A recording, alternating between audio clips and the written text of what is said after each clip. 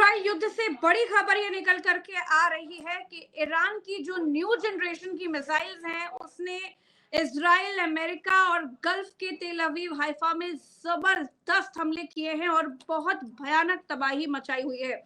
Iran का जो नया पैटर्न है युद्ध लड़ने का, ये बहुत अलग है और ईरान ने ये सोच लिया है कि वो पीछे हटने वाला नहीं है। और दूसरी तरफ ट्रंप ने माना है कि उनके पास अब पैसों की कमी हो रही है, क्योंकि अब अमेरिका ने यह बात कह दी है कि ये युद्ध नहीं है, ये एक सीमित सैन्य ऑपरेशन है, इसको युद्ध ना समझा जाए।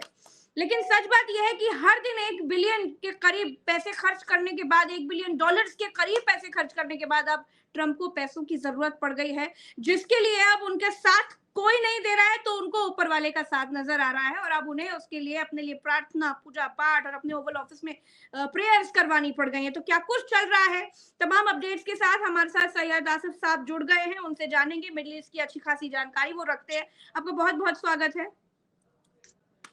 जी धन्यवाद। क्या कहेंगे, अब ये बात कह दिया अमेरिका ने कि ये युद्ध नहीं है, ये तो सीमित सैन्य ऑपरेशन है, जबकि ईरान में 80 से ज्यादा बच्चियों को मार दिया गया और बहुत सारी ऐसी चीजें हो रही हैं जो देखने से पता चल रहा है कि ये तो युद्ध से बहुत बड़ा है। यही हिंद महासागर में ईरान का युद्ध पोत जो दोस्त के तौर पर आया था, उसको मार गिराया अमेरिका ने। कैसे कह सकता है अमेरिका कि ये युद्ध तो है ही नहीं? अमेरिका की अपनी मर्जी है, वो जो चाहे वो कह सकते हैं, और प्रेसिडेंट ट्रंप की अपनी मर्जी है, और वैसे भी उनको तो खैर कुछ ज्यादा ही बोलने की है कुछ प्रॉब्लम उनकी। जहां तक युद्ध की बात है, ये युद्ध ही है और अभी तक अमेरिका भी इसको युद्ध ही कहता आ रहा। जी हाँ। अब जब आपको ये लग रहा है कि ये किसी और डायरेक्शन में जा रहा है, तो अब आप उसको तरह तरह से आप उसको कवर अप करने की कोशिश करेंगे। ये बिल्कुल वैसा ही है जैसे इराक में उन्होंने कहा कि वेपन ऑफ मास डिस्ट्रक्शन है, और फिर उसके बाद वो वर्जन बदलते गए और बदलते गए। देखिए, झूठ और सच में एक फर्क यही होता है कि सच जो है वो है, मगर झूठ को हर दिन उसको पॉलिश करनी पड़ती है, नया करना पड़ता है, उसमें एड ऑन और कुछ डिलीशन करने पड़ते हैं। ये सब कुछ होता है झूठ के साथ। अगर आप सच के साथ हैं, जहां थे वहीं हैं, खत्म बात। आपने 80 कहा, 180 के करीब वो बच्चियां मारी गईं जिनका कोई कसूर नहीं था, उनका कोई कसूर नहीं था। वो जो विजुअल्स आए हैं वो पूरी दुनिया को दहला देने के लिए, हम सब के बच्चे हैं, हम सब जानते हैं कि बच्चे, बच्चियों ने क्या दुनिया देखी, 7 से 12 साल की बच्चियां जो स्कूल में अलिफ बे पढ़ रही हैं, आपने उनको, आप सोचिए, आप कितने जालिम हैं, आप कितने जालिम हैं। और इसकी न्यूयॉर्क टाइम्स ने बता दिया कि इसकी वजह क्या थी, और ये कोई गलती से नहीं हुआ, ये जानबूझ के स्कूल पर डाला गया था। अमेरिका किस मुंह से दूसरों को टेररिस्ट कहता है? जानबूझ के उस स्कूल पे बम गिराया गया। न्यूयॉर्क टाइम्स की ये इन्वेस्टिगेटिव रिपोर्ट आ चुकी है सामने, जहां वो कह रहे हैं कि ये स्कूल को टारगेट इसलिए किया गया था कि छोटी बच्चियों की ये डेड बॉडीज जब सामने आएंगी तो ईरान में विद्रोह होगा। और आप अमेरिका को, ट्रंप को कह रहे हैं, लेकिन जो अजरबैजान में हुआ उस पर क्या कहेंगे? वहां भी तो बच्चों के ही स्कूल के आसपास में मिसाइल गिरी, तो फिर तब कौन टेरर फैला रहा है? युद्ध हो रहा है तो दोनों तरफ आतंकी तो फैला रहे हैं ना लोग। नहीं, ठीक है, मैं किसी को कवर अप नहीं कर रहा हूं। मैं जान सबकी बराबर होती है। मैं किसी यहूदी का मरना भी पसंद नहीं करूंगा। इजराइल में जो लोग मर रहे हैं, क्या उनकी अपनी फैमिलीज हैं, उनकी अपनी लाइफ है, और उन्होंने ईरान का कुछ नहीं बिगाड़ा। वो एक अंग्रेजी की एक कहावत है कि युद्ध जो है, वॉर जो है, वो दो बूढ़े पॉलिटिशियंस जो एक दूसरे को जानते भी हैं और एक दूसरे के दोस्त भी हैं, वो लड़ते हैं। और उनके लिए वॉर वो लड़ते हैं, वो जवान लड़ते हैं जो ना एक दूसरे को जानते हैं, ना एक दूसरे से कोई दुश्मनी रखते हैं। यही युद्ध की सच्चाइयां हैं। मगर ये क्या, ये एक अजीब सा ये अलमिया है, ये एक त्रासदी है अपने आप में कि हम कहते हैं कि हम शांति के लिए युद्ध कर रहे हैं। ये कितनी, ये साहिर लुधियानवी के वो मिसरे हैं कि जंग क्या मसलों का हल देगी, जंग तो खुद ही एक मसला है। बिल्कुल सही बात है। तो ईरान ने जो न्यू जनरेशन की ये मिसाइल्स दागनी शुरू कर दी हैं, आसिफ साहब उस पर क्या कहेंगे आप? क्योंकि ये किसी ने नहीं सोचा था। क्लस्टर वॉर देख रहे हैं, उसके बाद हम देख रहे हैं खुर्रमशार जैसी बड़ी-बड़ी मिसाइलें दाग रहा है ईरान। इस पर क्या कहेंगे आप? खुर्रमशहर भी कहीं ना कहीं उसी स्कूल से जुड़ा हुआ है। ईरान ने हाँ, उस पर उस स्कूल की याद लिख करके, हाँ, जी हाँ। I mean in the memory of that, मैं भूल रहा हूँ उस स्कूल का नाम, इन द जी हाँ, मेमोरी जी ऑफ हाँ। दैट स्कूल, फारसी में उस मिसाइल पर मिराज, ये मिराज। लिखा था जी उन्होंने, हाँ। खुर्रमशहर 4, हुँ, जी मिराज। तो उन्होंने वो लिख करके उन्होंने वो भेजा है इजराइल के, ये तोहफा है उस स्कूल की तरफ से। ठीक है, युद्ध में यही होता है, युद्ध में दोनों तरफ, मगर फिर वही बात है, वही श्री कृष्ण के ज्ञान की बात है, गीता के ज्ञान की बात है कि फिर युद्ध बिल्कुल। में क्या होता है। लेकिन ईरान वैसे ने ये जो बहुत भेजा, मार्मिक था। वो ये बिल्कुल बहुत वाजिब मार्मिक है था। उनका भेजना, जायज है उनका हुँ। भेजना। उनका, उनके कलेजों में आग लगी हुई है, उन्होंने किया, बिल्कुल सही किया, मगर बिल्कुल सही नहीं किया, ये भी एक सच है। जी। जी, मिनाब में जिस तरह से मासूम बच्चियों को निशाना बनाया गया, उसके बाद ईरान की एक कार्रवाई देखने को मिली और उन बच्चियों के लिए साफ तौर पर वो संदेश उन्होंने लिखा था कि ये उन बच्चियों के लिए है। लेकिन अब जो चीज़ें देखने को मिल रही हैं कि ये लड़ाई तो थमने का नाम ही नहीं ले रही है, रुकने का नाम नहीं ले रही है, नुकसान हर तरफ हो रहा है। क्या इज़राइल, क्या गल्फ, क्या ईरान, क्या अमेरिका। ये कब तक चलेगी लड़ाई, आपको क्या लगता है? और ये और कितना नुकसान करने वाली है? देखिए, खबर आज आई सुबह, बिल्कुल अर्ली मॉर्निंग ये खबर मैंने देखी कि ईरान ने कुछ शायद 19 या कितने अमेरिकन सोल्जर्स को, एक टुकड़ी को जी। उन्होंने अरेस्ट कर लिया है, उन्होंने युद्ध बंधक बना लिया है। हालांकि फिर दोबारा वो खबर गायब हो गई, हुँ, कहीं हुँ, दिखाई नहीं दी, तो मैं ऐसा मान रहा हूं कि ये गलत, हुँ। ये फेक न्यूज होगी। एक ये भी बहुत बड़ी हम लोगों की, हम सब की जिम्मेदारी है, मीडिया से जुड़े हुए सारे लोगों की जी जिम्मेदारी हाँ। है कि खबरों को हम बार-बार चेक करते रहें, उनकी जी, बिल्कुल ऑथेंटिसिटी सही को। बात है। हम कहीं आज तक की तरह से हम कहीं आज तक की तरह से जनता के सामने, दुनिया के सामने हम अपनी नहीं, भद्द न बिल्कुल पिटवा सही लें। आसिफ साहब, ये हम लोगों की अ, ज़िम्मेदारी है कि हम ऐसे भेड़-चाल की तरह कुछ भी ना दिखाते रहें दर्शकों को। ये एक बतौर नागरिक, बतौर एक ज़िम्मेदार पत्रकार हमारी ज़िम्मेदारी है कि हम कोई भी अनऑथेंटिक चीज़ें या फिर अनऑथेंटिक जानकारी अपने दर्शकों को ना दिखाएँ। लेकिन ये तो बात सच है ना कि ईरान न्यू जनरेशन की मिसाइल्स दाग रहा है और वो अमेरिका और इज़राइल दोनों पर भारी पड़ती हुई दिख रही हैं। देखिए, ईरान दोनों तरफ से, अब ईरान भी कर रहा है और वो भी कर रहे हैं। अब जी ठीक है, हाँ, उनके अमेरिका भी पास, कर अब रही है। अमेरिका कह रहा है कि हम अपनी आर्मी भेज देंगे, अब हम थल सेना अपनी हम लेकर के आ जाएंगे। क्या होगा अगर थल जो सेना जिसके भेजती है अमेरिका पास तो? है, जो कुछ ईरान नहीं होगा, ऐसे नहीं लड़ाई भेजने और वाला लंबी है। चलेगी। हाँ, वही मैं जानना लड़ाई चाह रही सिर्फ थी। और लंबी जाएगी बस, लड़ाई और ज्यादा लंबी हो जाएगी। और ईरान हुँ, को आप थल सेना ला करके भी, ईरान का टेरेन इतना बड़ा है और इतना वास्ट है, आप थल सेना ला करके भी कुछ नहीं कर पाएंगे आप। हुँ, और मिसाइल्स ईरान के पास जो नेक्स्ट जनरेशन हो उसके भी आगे की हैं। ईरान तो हमेशा से ये कह रहा है कि हम जब मिसाइल्स का अपना वो शुरू करेंगे तो दुनिया हुँ। हैरान रह जाएगी। हमने जी खुर्रमशहर हाँ। एक अभी देखा है, सिर्फ ये 4 जो 80 वॉरहेड्स उसके जो है वो स्ट्राइक करते हैं एक साथ। ये अपने जी हाँ। आप में, ये दुनिया ने कब सोचा था कि एक मिसाइल जाएगा और वो 80 टारगेट्स को हिट करेगा। ईरान के पास तो वो ऐसे ऐसे मिसाइल्स हैं। देखिए, ईरान को मैं वो नहीं कर रहा हूं, मगर ईरान की को सलाम है, ईरान को जो ईरान ने पिछले 20 सालों में किया है, उस जज्बे को सलाम है। उस उनकी उनको हमको पूरे मार्क्स देने पड़ेंगे, full marks to Iran for what they have done. जब अमेरिका ने उनके ऊपर सैंक्शंस लगाए, अमेरिका की गुंडागर्दी है सिर्फ। आप कौन होते हैं किसी पे सैंक्शन लगाने वाले? एक एक सोवरेन कंट्री के ऊपर, एक इंडिपेंडेंट मुल्क के ऊपर आप कौन होते हैं? आप कौन होते हैं किसी कंट्री के प्रेसिडेंट को रातों रात उठा लाने के लिए? आप कौन होते हैं?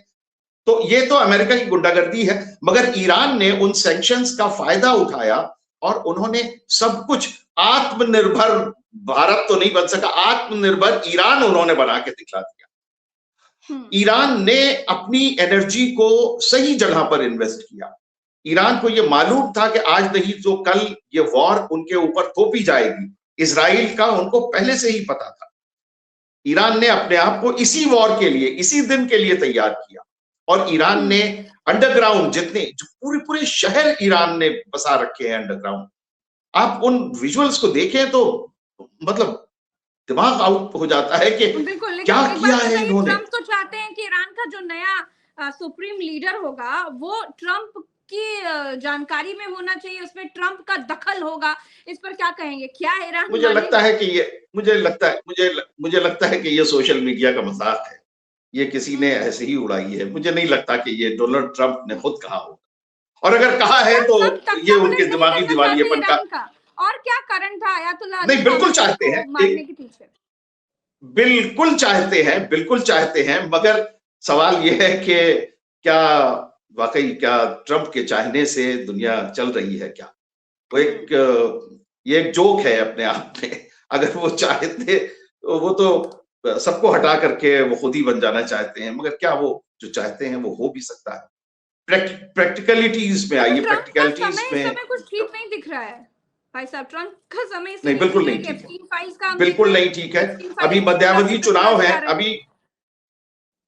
अभी मध्यावधि चुनाव है, और अभी ट्रंप साहब को बड़ी बड़ी दिक्कतें होने वाली हैं, बड़ी परेशानियां होने हम्म, हम्म, इन इलेक्शंस में। अमेरिकन अमेरिकन जनता जो है वो बहरहाल ऐसी नहीं है जैसे तो जैसा क्या उन्होंने यही नेता वजह है चुन कि लिया है, ट्रम्प को वैसी वो प्रार्थना जनता नहीं। करवानी पड़ रही है? आज ओवल ऑफिस की तस्वीर देखी है बिल्कुल। आपने? तमाम पादरी उनके कंधे पर हाथ जी, रखे हैं, मैंने वो देखी। कंसोलिडेट कर रहे हैं एक तरीके से। ये क्या है? जी जी।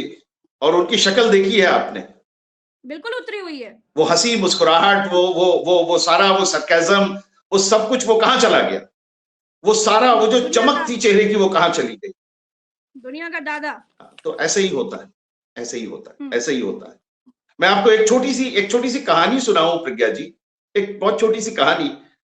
हमारे गांव में एक बाहुबली थे। उनके दरवाजे से उनकी साइकिल चोरी हो गई। हम्म, तो उनके जो चमचे थे उन्होंने कहा कि भैया हम ऐसा कर दें, भैया हम वैसा कर दें। उन्होंने कहा बेवकूफ चुप रहो, किसी को यह पता नहीं चलनी चाहिए कि मेरे दरवाजे से मेरी साइकिल चोरी हो सकती है। ये भ्रम जो है ना, ये बड़ा होता है। ये परसेप्शन, मैंने कल भी आपसे कहा था, परसेप्शन जो है वो बड़ा होता है। अगर वो परसेप्शन ही टूट गया तो फिर क्या है? आयरन डोम, आयरन डोम, आयरन डोम के कब से हम सुन रहे थे। ईरान ने दिखाया कि वो आयरन डोम टूट सकता है। जी हाँ। अमेरिका ने पाकिस्तान को पैटर्न टैंक दे दिए 71 की वॉर में, और कहा कि ये तो डिस्ट्रॉय ही नहीं होएगा। और अब्दुल हमीद आए एक जीप के ऊपर एक छोटी सी गन लेकर के, और उन्होंने 7 टैंक उड़ा दिए। परसेप्शन खत्म हो गया, पाकिस्तान वॉर हार गया, और अमेरिका की बहुत भद हुई। बस यही परसेप्शन है। ट्रंप को अपना जो बना हुआ था वो बना के रखना चाहिए था। दूसरा टर्म था, अच्छे काम करते, कुछ जनता में अच्छी इमेज ले जाते, कुछ वो करते नहीं। मगर आपने इतनी गुलाटियां मारनी शुरू की कि आपने वो तो डाल तो छोड़िए, पेड़ ही उखाड़ डाला। परसेप्शन ही खत्म हो गया। आप कोई गुंडे वुंडे नहीं है। आपको ईरान पीट सकता है, और आपके साथ साथ 9-10 को और पीट सकता है। ईरान, आप देखिए, ईरान अकेला खड़ा है, उसके सामने अमेरिका है, इजराइल है, सऊदी अरब है, पूरा मिडिल ईस्ट है, और ईरान अकेला है। टर्की है, इजिप्ट है, सब अमेरिका की तरफ है, और अकेला ईरान है। लेकिन एक सवाल ये तो भी है कि अब खुल आप किस करके मुंह कोई से। साथ अमेरिका का साथ कोई खुल के क्यों नहीं दे रहा? चाहे हम देख रहे हैं स्पेन है, ब्रिटेन है, ये सब देश खुल कर आ जाए ना अमेरिका के साथ, क्यों नहीं आ पा रहे? नहीं नहीं, ये क्यों खुल के आ जाएंगे? अमेरिका के बसे हुए दबे हुए हैं क्या? ये तो वैसे ही अमेरिका को गाली दे रहे हैं। यूरोपियन कंट्रीज तो अमेरिका को गाली दे रहे हैं। वो तो स्पेन ने तो कह दिया, एफ वर्ड बता कह ही दिया। दिया। खैर, मगर जब खुल के आने की बात है तो खुल के आ भी रहे हैं लोग। सऊदी अरब के कल की ये घटना है, मैं आपको बता दूं। हाँ। सऊदी अरब के ग्रैंड मुफ्ती ने फतवा दिया है कि हमारे फौजी, यानी सऊदी फौजी, अमेरिकन फौजियों के साथ मिलकर जो लड़ रहे हैं वो जिहाद है। ये उन्होंने धर्म युद्ध इसको कह दिया है।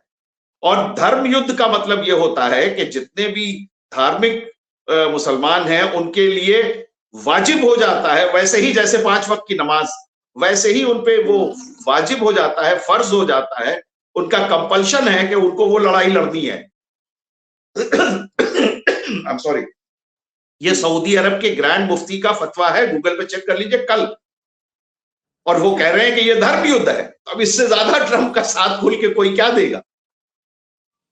जी हाँ। तो मगर हाँ ठीक है, ये कंट्रीज, यूरोपियन कंट्रीज ज्यादा होशियार हैं। वो कह रहे हैं कि नहीं, हम अपने हाथ पहले चला। क्यों नहीं दे रहे? चलिए यूरोपियन कंट्रीज को छोड़ दीजिए, ईरान का साथ रशिया और चाइना, ईरान का साथ रशिया और चाइना खुल के दे रहे हैं। खुल के देने का मतलब ये नहीं है कि उनकी फौजें आके वहां खड़ी हो जाएं मोर्चे पर और वो करें। ईरान का साथ वो लोग बिल्कुल दे रहे हैं। ईरान ने जो अभी ये जो एयर स्ट्राइक्स की हैं, ये सारा जो टेक्नोलॉजी है वो सारी उन्होंने चीन की यूज की है। ट्रैकिंग की जो सारी टेक्नोलॉजी है वो चीन से उन्होंने ली हुई है।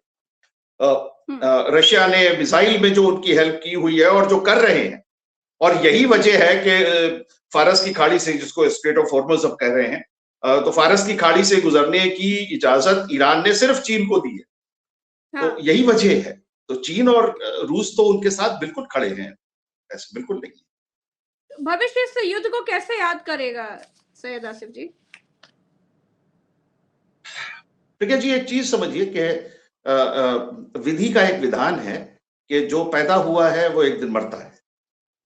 जो आज जवान है वो कल बूढ़ा होगा, और जो आज बच्चा है वो कल बड़ा होगा। अमेरिका अभी बहुत से लोग ऐसे हमारे बीच जीवित होंगे जिन्हें ये याद होगा कि अमेरिका इतना बड़ा नहीं था। अमेरिका सेकेंड वर्ल्ड वॉर के बाद इतना बड़ा हुआ। उसके पहले दुनिया में दादागिरी ब्रिटेन की चलती थी, और वो कहा जाता था कि उनका सूरज नहीं डूबता है। मगर उनका भी सूरज डूबा। उसके बाद हमने अमेरिका का सूरज निकलते हुए देखा, और फिर वो सूरज तो रात और दिन कभी नहीं डूबा, ऐसा हुआ। या वो सूरज जो है व्हाइट हाउस से पूछता है कि निकल ले सर, बैठ ले सर, डूब ले सर। मगर ऐसा है कि डूबेगा तो ये भी सूरज, डूबेगा तो ये भी सूरज। एक ना एक दिन तो अमेरिका भी डूबेगा। मतलब डूबने का मतलब ये नहीं है मेरा, डूबने का मतलब ये है कि जहां वो आज हैं, जिस दादागिरी की पोजीशन में है, वो दादागिरी एक दिन उनकी खत्म होनी है, हमेशा नहीं रहने वाली है। दुनिया में कोई चीज हमेशा नहीं रहेगी। हो सकता है, मैं और कुछ नहीं कहूंगा, मगर हो सकता है वो दादागिरी खत्म होने का समय आपको क्या लग रहा है?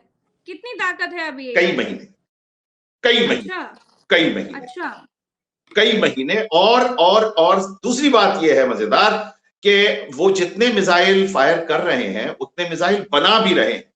तो अगर ईरान साल 2 साल भी लड़े तो भी शायद, मैं कई महीने सिर्फ इसलिए कह रहा हूं कि उनके पास रिसोर्सेज खत्म हो जाएंगे। एम्युनिशन नहीं खत्म होगा उनका, हथियार नहीं खत्म होंगे। हथियारों के मामले में वो कई साल लड़ सकते हैं, मगर हथियार बनाने के लिए पैसे भी चाहिए होंगे, वो कहां से लाएंगे बेचारे। ईरान तो सब तरफ से घिरा हुआ बंद मुल्क है, बिल्कुल कोई बाहर से कोई हेल्प नहीं है, कुछ नहीं है, आप कैसे करेंगे?